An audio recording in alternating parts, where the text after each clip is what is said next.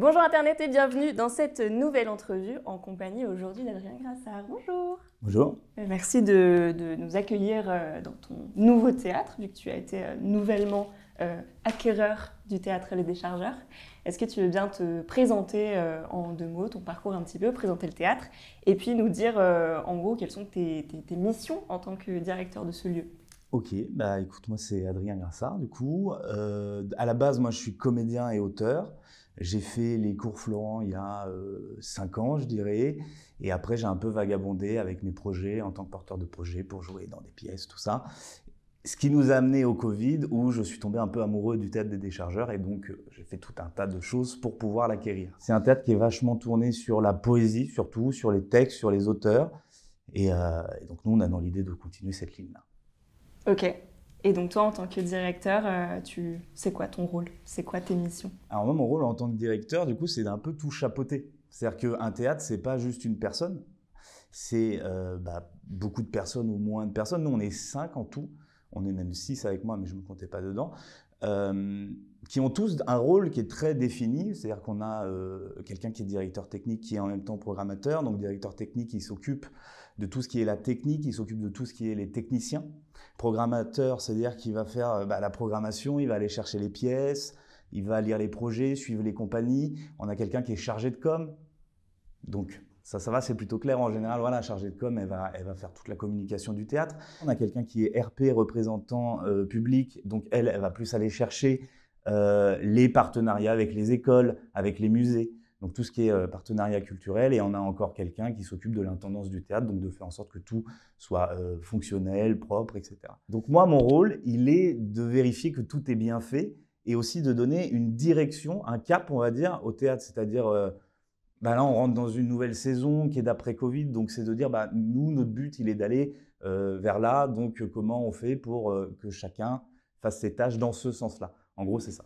Ok, très bien. Et rapidement, en termes de programmation, donc vous allez ouvrir à la rentrée, Ouais. c'est ça? Bon, a priori. Si tout va bien. Voilà. Rapidement, ce sera quoi votre ligne de programmation? Alors, elle est un peu particulière, la ligne de programmation, parce qu'on a 2 salles. Là, on se trouve dans la Bohème. Donc, c'est la plus petite salle. Il y a 20 places. La Bohème est un peu spéciale parce qu'il y a 3 axes de programmation, en gros. Même 4, en fait. Le lundi, il y a des événements. Donc, c'est des événements qui vont être surtout autour de l'écriture. Ça va être des ateliers d'écriture. On travaille avec des auteurs et des autrices qui vont venir animer ça. Il va y avoir aussi des événements autour de la poésie. Donc là, ça va être entouré par des poètes qui vont venir dire de la poésie, voire faire dire de la poésie au public. Ça, on va voir, on est en train de le construire. Ensuite, on a le mardi et le mercredi, où là, c'est des représentations qui sont plus littéraires, poétiques, c'est-à-dire que c'est des pièces qui vont être basées sur des romans. Ça va être des fois un comédien qui va juste dire un texte tout simplement de manière complètement dénudée, c'est-à-dire pas dire que lui il est nu, mais c'est-à-dire qu'en fait il ne va pas y avoir de scénographie, il ne va pas y avoir forcément de mise en scène. Ensuite, on a le jeudi et le vendredi où là c'est du concert, et ça c'est un peu nouveau pour les Déchargeurs, ça avait été quand même un peu fait, mais on a vraiment envie de prendre une ligne qui est musicale, parce que ce théâtre-là il défend la poésie depuis toujours, et pour nous, la poésie, c'est aussi d'autres formes, et donc ça peut être de la musique. Et ensuite, pour les samedis et les dimanches, là, ça va être plus des créations, du texte contemporain. Ça va être beaucoup de seul en scène. Mais ça peut être autre chose aussi, voilà. Mais c'est des formes où on se dit, c'est un peu nouveau. On ne se verrait pas le mettre dans une salle de 80 places 12 fois parce que c'est peut-être un peu risqué, donc on va les faire commencer là. Ils vont essayer un petit peu leur concept, leur projet, et puis si ça marche, pourquoi pas, on les montre en haut, alors ils partiront ailleurs, et puis voilà. Et ensuite, on a la grande salle, où là, la grande salle, c'est vraiment un petit peu plus théâtre, pour le coup, théâtre un peu plus classique. Quand je dis classique, c'est pas dans la forme, c'est-à-dire que nous, la ligne artistique, c'est vraiment le texte, les auteurs, de préférence, on va dire, vivants, parce qu'on est vraiment dans le contemporain. Après, ça arrive qu'on ait quelques classiques revisités. Quand c'est des classiques revisités, il faut qu'il y ait une proposition qui soit très forte derrière. Ce qui est un peu particulier, et c'est un peu la chose qu'on essaye d'amener, et là on rentre dans un grand sujet, je ne sais pas si ça faisait partie de tes questions après, mais je l'attaque un petit peu maintenant, c'est sur l'émergence et les confirmés. Ce qu'on va appeler les confirmés, c'est ceux qui ont un petit peu plus de bouteilles, c'est-à-dire où leurs noms peuvent dire quelque chose au public. En général, pour l'émergence, donc c'est ceux qui commencent, on les met dans des endroits dits faits pour. Le problème, c'est que du coup, ils sont tous entre eux. Mais quand je dis ils sont tous entre eux, c'est que même le public qui va les voir sont des émergents finalement, c'est les copains, les amis, la famille. Il n'y a pas beaucoup de journalistes qui vont se déplacer dans ces endroits-là. Et nous, on a un peu réfléchi à ça en se disant, est-ce que le fait qu'il y ait des barrières entre les émergents et les confirmés, c'est-à-dire qu'ils ne jouent pas au même endroit, est-ce que c'est vraiment nécessaire? Parce que souvent, moi, la question qu'on me posait, c'était, mais du coup, tu vas faire un théâtre pour qui? Pour les émergents ou pour les confirmés? Mais pourquoi en fait il faut choisir? Moi, j'ai pas envie de choisir. Et donc voilà, nous, le but, il va être de croiser les deux. Donc on va avoir des gens qui ont vachement de bouteilles, qui eux vont jouer 16 dates sur un mois. Et face à eux, va y avoir des émergents, du coup, qui eux vont jouer 12 dates, parce qu'il y a une prise de risque qui est différente. Mais ce qui est bien, c'est qu'ils vont pouvoir se rencontrer. Et le but, c'est qu'ils se rencontrent, qu'ils puissent discuter. Parce que je suis assez persuadé, et je crois qu'avec l'équipe, on l'est tous, c'est que des deux côtés, ils ont à s'apporter. C'est-à-dire qu'un confirmé qui parle avec un émergent, l'émergent, souvent, même si ce n'est pas toujours le cas, c'est assez générationnel. Donc, c'est-à-dire qu'ils vont pas parler des mêmes sujets, ils vont pas savoir parler des mêmes sujets non plus. Donc, c'est hyper intéressant que ça transvase des deux côtés comme ça. Donc voilà, nous, sur la programmation de la Vicky Messica, c'est le nom de la salle du haut, on a vraiment tablé sur cet axe-là de faire en sorte que les deux s'entrecroisent tout le temps. Ok, merci d'avoir présenté toute cette partie artistique parce qu'en fait, cette interview ne va pas du tout porter sur l'artistique. Ouais. Nous, on va parler du modèle économique de ton théâtre. Et je tenais à te dire que je suis hyper contente que tu m'aies fait une promesse de transparence à ce sujet parce que, donc pour tout te dire et surtout pour tout vous dire, j'ai déjà fait d'autres interviews avec des directeurs et des directrices de théâtre, pas ici à Paris mais à Avignon, pendant le festival Off, qui était aussi très lié à leur modèle économique. Et en fait, au moment où j'arrivais à leur business plan, leurs tarifs, leur politique tarifaire, leurs conditions d'accueil avec les compagnies, tout ça, je sentais qu'ils me mettaient un peu des barrières et que ça me mettait dans une position très désagréable, un peu de fouille merde, quoi. Pardon de l'expression. Et donc du coup, je suis vraiment heureuse que toi, tu aies vraiment une posture de transparence et que tu promettes de répondre à toutes mes questions. Ça, c'est cool. Et donc du coup, première question peut-être un petit peu qui fâche, est-ce que tu penses que les directeurs et directrices de théâtre privé entretiennent cette espèce de mystère sur la façon de gérer leur théâtre, peut-être dans le but d'asseoir un certain pouvoir sur les artistes? Eh ben oui. Et c'est oui. Non, oui, mais c'est un vrai problème en fait. C'est un vrai problème. Moi, je pense que complètement oui, sans aucune hésitation. Je pense que oui, ils font exprès de rester flous parce qu'il y a sûrement du cas par cas. Parce qu'il y a du copinage, c'est un milieu qui est fait de copinage, hein, ça je veux dire, c'est pas un secret, c'est un secret pour personne. Mais il y a un petit peu de copinage. Et puis aussi, si on t'explique pas trop les trucs, les choses, on te dit tu vas payer ça, et que tous les théâtres à Paris ont à peu près les mêmes normes et à peu près les mêmes conditions. Qu'est-ce qui se passe quand toi tu arrives dans ce milieu? Tu te dis, si tout le monde fait ça, c'est que c'est normal. Et donc tu te poses pas la question. Et eux, ils ont tout intérêt à pas répondre à tes questions. Parce que s'ils répondent à tes questions, tu vas commencer à toi t'en poser en te disant, mais attends, oui, d'accord, tu me dis que tu fais, par exemple, un minimum garanti. Donc, il faut peut-être expliquer ce que c'est un minimum garanti. Ouais. Mais un minimum garanti, en gros, c'est un contrat qu'ils appellent de co-réalisation. Sauf que du coup, co-réalisation voudrait dire que les deux parties prennent des risques, sauf qu'ils te rajoutent à ce contrat-là un minimum garanti. Le minimum garanti, le partage de recettes. Sur le partage de recettes, en gros, ça veut dire que nous, par exemple, on a 80 places dans la Vicky. Si on faisait ça, on dirait par soir, on te prend 20 places. OK. Mais imaginons un soir, tu fais que 15 personnes. Du coup, comment tu nous donnes 20 places? C'est toi qui vas payer les 5 places restantes. Et donc, du coup, moi, c'est ce que j'appelle de la location déguisée. Pour moi, c'est ça, c'est de la location déguisée. Si jamais ils se mettent à t'expliquer exactement l'arête de leur système économique, comment ça marche, toi, tu vas dire, oui, mais attendez, vous me promettez derrière que vous allez accompagner mon spectacle, vous me dites que vous avez sélectionné mon spectacle.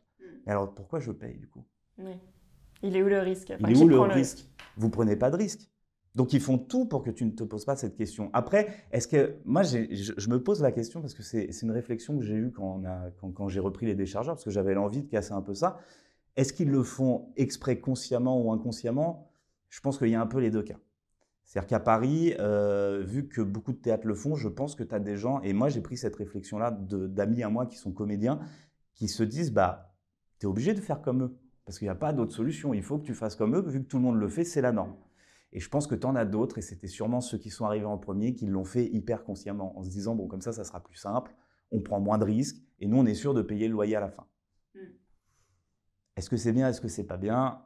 Je sais pas. Moi, j'ai pas envie de dire il faut gérer ton lieu comme ci ou comme ça. Par contre, ça me permet de savoir ce que moi, j'ai pas envie de faire. Et ça, c'est clair que ce système-là, je le trouve pas bien parce que ça met le théâtre dans une position forte, dans une position où lui, il est gagnant et la compagnie, elle l'est pas. Elle est perdue, quoi qu'il arrive. Et on va lui dire, comme dans tous ces métiers-là, on va lui dire mais c'est pas grave, tu as de la visibilité. Et donc, toi, qu'est-ce que tu as proposé comme fonctionnement avec les compagnies ici? Moi, ce que je vais essayer de faire, et c'est ce qu'on est en train de faire là déjà, il y a plusieurs axes. C'est-à-dire que, bon, déjà, il faut comprendre que nous, on est un théâtre privé. Il y a une différence entre le privé et le public. Le public, il a des subventions.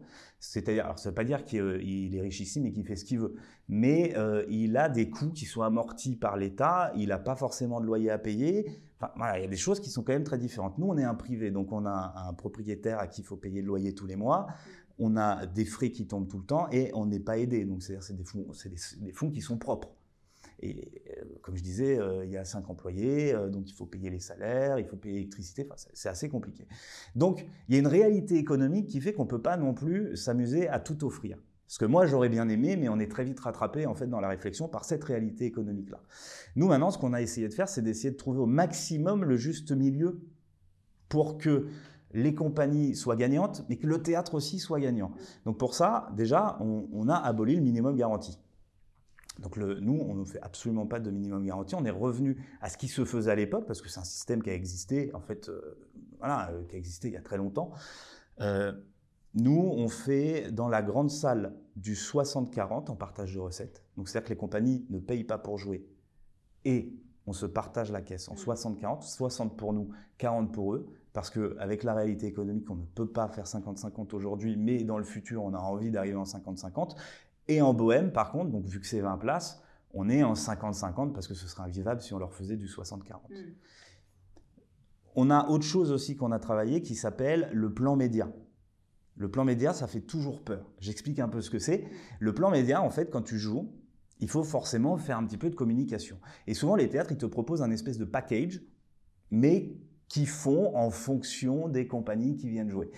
Et c'est des packages qui s'élèvent quand même très très haut, parce qu'on te met des encarts publicitaires dans des trucs presse qui coûtent hyper cher, et ça peut monter dans les 3 000 €, 4 000 €, et même quand tu es émergent, c'est-à-dire qu'ils s'adaptent rarement quand même à ton porte-monnaie, on va dire.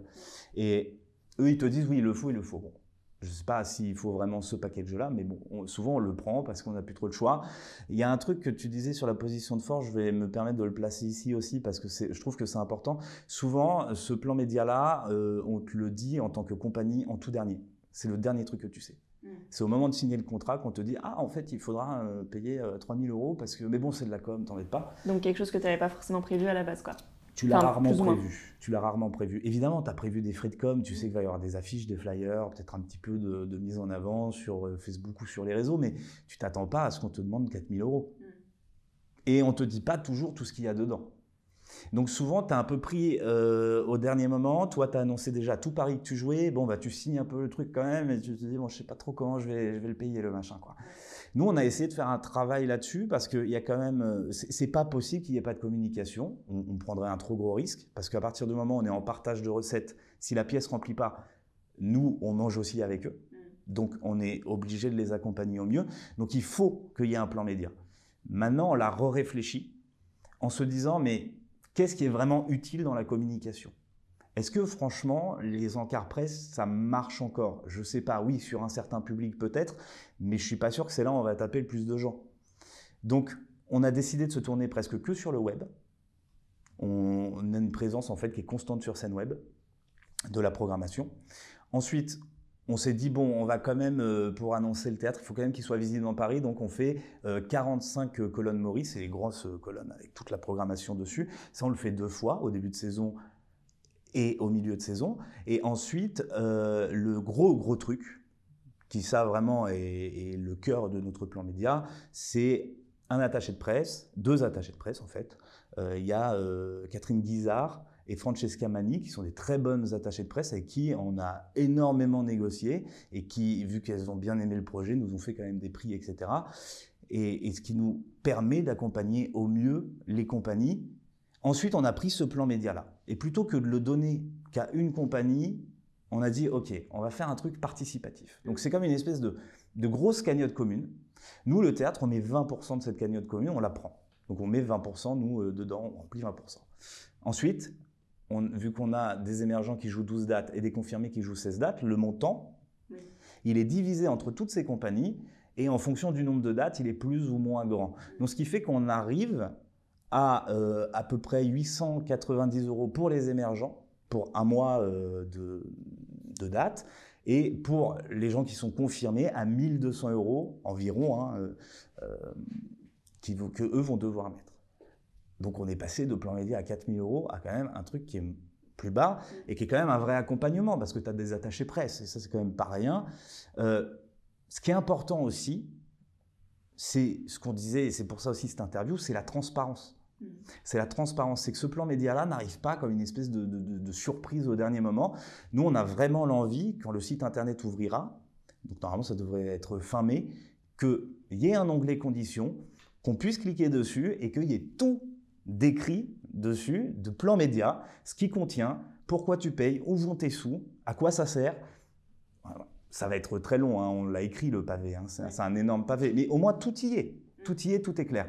Et en fait, comme ça, la compagnie, elle regarde ça, puis elle se dit, OK, est-ce que je suis en capacité de postuler pour ce théâtre-là? Ouais, donc sans avoir à discuter avec vous, à vous rencontrer, et à potentiellement se placer dans une position un peu de faiblesse.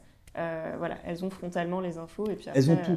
Parce que je trouve qu'en fait, tout est fait à l'envers en fait, dans le milieu du théâtre. Il faut d'abord que les compagnies contactent les théâtres, qu'elles leur fassent un peu des pieds et des mains déjà pour qu'ils aient envie de se déplacer, voir leurs pièces en sortie de résidence donc, ou à une date exceptionnelle. Et puis, une fois qu'enfin ils sont repérés, qu'on leur dit ta pièce, on est OK, on va la jouer parce qu'on aime trop ce que tu fais, c'est à ce moment-là qu'on leur dit tu vas payer tant, tu dois faire ci, tu dois faire…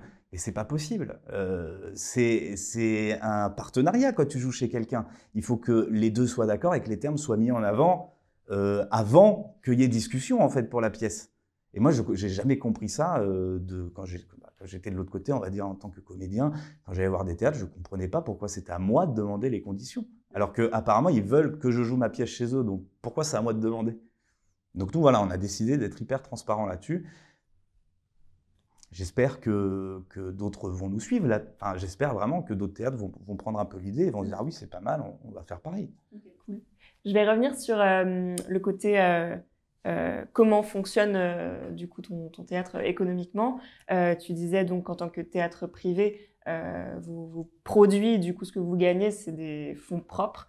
Et donc du coup il y a la billetterie et j'ai cru comprendre qu'il y avait d'autres sources aussi de revenus que vous mettiez en place. Ouais, parce que quand tu fais pas de… En fait, en général, dans les théâtres privés, la première source de revenus, c'est être le minimum garanti. Ou alors la location, parce que tu as des théâtres qui font de la location pure aussi. Mais nous, on n'a pas ça du coup. Donc c'est-à-dire que si, encore une fois, c'est ce que je disais, si la pièce ne remplit pas, nous, dans le 60%, il ne sera pas très haut. Et donc comment on fait? Et donc on a été obligé de chercher d'autres revenus, d'autres moyens de gagner de l'argent pour pouvoir se permettre de ne pas faire de minimum garanti. Parce que ce que je veux préciser aussi, je ne dis pas tout ça pour taper sur les autres théâtres parce que tu as des théâtres qui n'ont qu'une salle. Ils n'ont pas de hall, ils n'ont pas de… Donc comment tu veux qu'ils fassent sans minimum garanti? C'est compliqué. Nous, on a de la chance, on a un espace qui est hyper spacieux. Là, on est en bas, derrière, il y a des caves. En haut, il y a un hall qui est hyper grand. Voilà, c'est quand même assez super. Donc, ce qu'on a fait, en fait, déjà, le premier truc, c'est qu'on a réinvesti toutes les caves qui sont derrière. Parce que quand on est arrivé, c'était quand même une déchetterie, quoi. Faut dire ce qui est. Ça débordait de trucs qu'ils avaient mis là depuis les années 80, très certainement. Donc, c'était pas du tout utilisé, en fait. C'était juste un… Ah ouais, non, c'était utilisé comme stockage, quoi. Ils balançaient des trucs, mais vraiment, on a retrouvé plein de choses, quoi. Donc, du coup, on a tout déblayé, on a tout remis, on va dire, entre guillemets, en état, et ce qui nous a permis d'avoir des nouveaux espaces. Donc, on a pu faire une nouvelle salle de répète, une petite salle de répète qui s'appelle Le Ventre, qui est à bas prix, parce qu'elle a 36 € la journée, ça va. On a pu faire un atelier costume qu'on a loué à une costumière. Donc maintenant, on a une coloc, c'est super. On a pu faire 2 espaces de stockage. Et en haut aussi, parce qu'on a des bureaux aussi en haut, En fait, on était trop peu nombreux pour utiliser tout le bureau, donc pareil, on a fait un appel à coloc, on a trouvé quelqu'un qui fait des sites web pour les théâtres, et donc maintenant on est en coloc aussi. Et donc c'est tous ces systèmes-là qui nous ont permis de gagner un peu plus d'argent. Et il y a le cœur de ce système-là qui est le plus important, et ça je l'ai déjà dit dans pas mal d'interviews, c'est le bar. Le bar, en fait, il est important non seulement économiquement, mais aussi pour l'âme du lieu. C'est là où les gens viennent, où ils discutent, voilà. Nous, le bar, c'est facile sur le papier. Maintenant, il faudra le voir en vrai. Mais sur le papier, c'est facile 60% du chiffre d'affaires. Okay. Donc, c'est énorme. C'est énorme. Donc, pour qu'il fonctionne, il faut qu'il y ait plein d'événements tout le temps. Nous, c'est vraiment le but. Même dans le futur, on aimerait que les gens arrêtent de dire le théâtre des déchargeurs, mais disent juste les déchargeurs. Parce que notre but, c'est d'être vraiment un lieu où on peut venir consommer autre chose que du théâtre. Donc, dans ce hall-là, ce ne aura pas lieu dans les salles, mais vraiment dans ce hall-là, au bar, on va faire des conférences, des expositions, des bords plateaux avec les comédiens. Donc un bord plateau, c'est les interviews entre le public et les comédiens, metteurs en scène, etc. et l'équipe, quoi. On va faire peut-être des projections de documentaires, on ne sait pas. Enfin voilà, il y a plein de choses qui vont se créer. Mais le but, il est que ce hall soit toujours rempli par le public et par les compagnies. Et pour les compagnies, on va le mettre à disposition gratuitement. Alors, on fera quand même un système de réservation pour pas que ce soit non plus trop le bazar. Mais en tout cas, ce sera gratuit pour qu'ils puissent venir faire des réunions de compagnies, écrire, voilà, parler peut-être de trucs un peu plus techniques qu'ils ne peuvent pas faire sur un plateau. Parce qu'en fait, on s'est rendu compte souvent, et ça c'est de notre expérience un peu personnelle avec Rémi, que les compagnies, on finit souvent les réunions dans des bars et on ne s'entend pas parler, c'est l'horreur. Et c'est un lieu qui n'est pas neutre en plus. Et donc voilà, on va mettre à dispo ce hall-là pour les compagnies la journée, en tout cas quand il n'y aura pas de conférence, tout ça. Et donc ouais, voilà, le bar, c'est vraiment le cœur de notre système économique. Et sans lui, on ne pourrait pas ne pas faire de minimum garanti. Ok. Et si, imaginons en septembre, vous pouvez rouvrir, mais qu'en demi-jauge et sans bar, ça se passe. Ah bah ça, on sait qu'il y a le risque. Bah ça se passe comment? Bah écoute, on serre les dents et on attend. non, mais on sait qu'il y a le risque, quoi. Mais maintenant, on a... Enfin, moi, le théâtre, en fait, je l'ai acheté. Alors, il faut savoir que c'est un bail, hein. Je n'ai pas les murs. C'est-à-dire que c'est un fonds, quoi, de commerce que tu achètes. Il y a quand même un propriétaire à qui je dois un loyer, etc. Je l'ai acheté avec un crédit que j'ai fait à la banque. Et du coup, forcément, c'est prévu dans le crédit de tourner un peu à vide parce que bah, je l'ai fait en période de Covid. Donc, je savais qu'il y avait un risque de tourner à vide pendant 6 mois, 1 an, on va dire. Moi, j'espère 6 mois. Et justement, donc tu es allé faire un crédit dans une banque. Comment ça a été reçu? Un banquier qui te reçoit. En plus, tu as 24 ans, donc tu es très jeune pour ce genre de projet. Comment ça a été reçu, les discussions avec et tout? Bah écoute, c'était un peu compliqué au début. Après, moi, j'ai dû m'entourer, hein. Enfin, ça, c'est un truc, je pense que c'est des choses un peu tabous en général, mais moi, j'ai pas trop peur de le dire. Moi, disons que la première discussion, il s'est un peu moqué, quoi. Mais après, je précise que c'est quand même Crédit Mutuel qui travaille énormément dans le monde du spectacle, donc c'était pas non plus trop déconnant d'aller les voir eux. Ils trouvaient pas ça non plus hyper déconnant, mais sur le moment, il m'a dit, écoute, t'es en Covid, là, t'es sympa, et puis moi, faut savoir que j'ai pas de diplôme, quoi. J'ai fait un bac pro vente, je suis sorti. Bon. Donc, j'ai appelé un peu au secours mon papa, quoi, en lui disant, écoute, comment on fait pour avoir un crédit quand on a 24 ans et qu'on ne nous prend pas au sérieux? Et lui, bon, il se trouve qu'il est chef d'entreprise, pas du tout dans le théâtre, hein. Lui, il est dans le médical. Et donc, il s'est porté garant, en fait, pour le crédit. C'est-à-dire qu'on a fait un autre rendez-vous où lui était là et il a dit écoute, moi, je l'ai aidé au business plan, je vais l'aider à l'économie. Et ça, c'est le cas, hein. C'est-à-dire que lui, il va m'aider à l'économie pendant 1 an. Et heureusement, parce que s'il n'était pas là, je pense que moi, je ferais n'importe quoi. Et du coup, ça a rassuré le banquier. Et je pense que c'est assez marrant parce qu'au début, moi, j'avais un peu peur d'en parler de ça. Parce que tu sais, en France, tu as un truc où on va te dire ah, mais t'es fils à papa, machin. Mais en fait, je trouve que c'est sain de s'entourer. Moi, j'ai 24 ans et je le sais. Et ça, je l'ai dit à l'équipe la première fois qu'on s'est rencontrés. Je leur ai dit, moi, ma plus grande force, c'est d'être jeune, mais c'est aussi mon plus gros défaut. Parce qu'il y a plein de choses que je ne connais pas. Et je ne vais pas mentir, hein, je ne suis pas un pro de l'économie. Donc, j'avais besoin d'être entouré, quoi. Comme je suis entouré par l'équipe pour tous les autres domaines. Et donc voilà, en fait, c'est très bien que ça se soit fait comme ça. Je crois qu'on a fait un petit peu le tour des questions que je voulais te poser. Du coup, on va se terminer avec 2 questions que des abonnés avaient pour toi. Ils m'ont transmis. La première, c'était est-ce qu'on a besoin de faire des études Tu as un peu répondu à la question, mais est-ce qu'on a besoin de faire des études pour devenir directeur de théâtre? Bah non, j'ai pas répondu à la question parce que la question c'est est-ce qu'on a besoin? Oui. Moi, j'en ai pas fait. Non, mais écoute, en fait, c'est une question un peu compliquée pour moi parce que je suis pas fan des études et donc j'ai envie de dire non.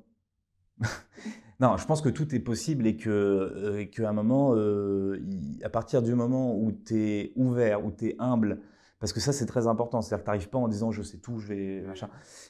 Où tu es entouré, encore une fois. Si tu es entouré, si tu l'es pas, ça sert à rien. Et où tu es curieux et que tu as envie d'apprendre, oui, tu peux le faire sans études. Maintenant, je le vois que sans études, j'ai énormément de tard et il y a des choses que je ne comprends pas du tout, quoi. Mais voilà, vu que je suis entouré, on me l'apprend. Mais c'est-à-dire que par exemple, en effet, j'aurais pas regretté, je pense, d'avoir fait une formation d'administratif. Parce que là, je ne comprends rien à l'administratif. Parce que là, pour le coup, la boîte, moi, je l'ai montée tout seul, on va dire, administrativement parlant. C'est compliqué. Et j'aurais pas du tout regretté d'avoir fait un petit peu de droit là-dessus. Et du coup, deuxième question, je pense que tu as déjà bien répondu, c'était selon toi, est-ce qu'un théâtre doit être géré comme une entreprise, c'est-à-dire dans une optique d'investissement, de bénéfices, tout ça, ou est-ce que son statut d'entité culturelle va changer quelque chose à cette vision? Oui et non. Oui et non, parce que il y a forcément une réalité économique qui fait que tu dois pas forcément être rentable, mais en tout cas être à zéro. Sinon, tu fermes et tu ne peux plus payer les factures. Maintenant, je pense que c'est important de se rappeler en effet que c'est une entité culturelle et que tu es là pour faire de l'art, pour accueillir de l'art, que tu as face à toi des artistes qui ne connaissent pas forcément tout le monde économique et qu'il faut faire de la pédagogie avec eux au lieu de rien leur expliquer. Parce que je pense que c'est aussi pour ça que beaucoup de théâtres n'expliquent pas, c'est parce qu'ils se disent « ah oui, ils ne connaissent rien, c'est bon ». Ils n'ont pas envie d'en entendre parler. Mais voilà, je pense qu'il faut se rappeler ça. Maintenant, moi, je vois, j'ai pas envie de travailler comme une entreprise, quoi. Mais ça, c'est un choix, tu vois. J'ai pas envie parce que ça m'emmerde, en fait. Enfin, voilà, j'ai pas envie d'être là à pointer les horaires, à machin. On le fait quand même, hein, parce que c'est obligatoire dans la loi, hein. De toute façon, je précise, hein. Attention, hein. Mais j'ai pas envie, tu vois, par exemple, avec les employés, on se fait confiance. Moi, je leur fais complètement confiance. La seule règle, c'est qu'il faut que le travail soit fait. Mais si à un moment, il y en a un qui est fatigué, qui me dit, écoute, je veux pas venir demain, je vais pas dire, attention, c'est pas bien. Enfin, j'ai pas envie de bosser comme une entreprise, quoi. Et après, si, aussi, quand même, pour préciser, quand on gagne de l'argent, c'est pas plus mal, parce que ça veut dire qu'on peut réinvestir dans d'autres choses. Et quand je dis d'autres choses, c'est pour le théâtre. Tu vois, si demain, nous, on a des idées de travaux pour agrandir la grande salle, par exemple, on a des idées pour la Bohème, mettre un gradin, si on est rentable, on pourra le faire. Donc c'est aussi ça, je trouve que faut pas forcément taper sur l'idée d'être rentable. Ça dépend en fait de ce que tu fais de cette rentabilité. C'est sûr que si tu es rentable et que tu te mets un salaire à 10 000 €, là, les gens et même tes employés pourraient dire « mais attends, tu fais n'importe quoi ». Mais si tu es rentable et que tu te dis « attends, on va améliorer le lieu avec ça », là, je trouve que c'est plutôt intéressant quand même. Oui, bien sûr. Ouais, c'est vrai. Ouais, carrément. Je crois qu'on est terminé. Ok. Donc, merci d'avoir répondu à mes questions avec tant de transparence. Merci à toi. Est-ce que tu as des annonces à faire, de l'actu que tu as envie de mettre non, il n'y a pas forcément. Si, ce que je peux dire, c'est que c'est pas mal de suivre en ce moment les réseaux des déchargeurs, parce qu'il se passe pas mal de choses, et que prochainement, on devrait y annoncer la programmation. Et la nouvelle identité visuelle aussi, parce qu'on refait les logos, les affiches, la charte graphique, et on fait le site internet aussi. Donc c'est pas mal de suivre les déchargeurs en ce moment. Ok, allez follow les déchargeurs. C'est quoi c'est les déchargeurs partout? Ouais, c'est les déchargeurs, nouvelle scène théâtrale et musicale. Maintenant, si on tape les déchargeurs, on trouve. Ok, Facebook, Twitter, Instagram. Facebook, Twitter, Instagram et site internet. Ok, et ben allez donc faire ça. Et puis merci encore. Et à la prochaine pour une prochaine vidéo. Ça fait 2 fois prochaine, mais c'est pas grave. Ciao.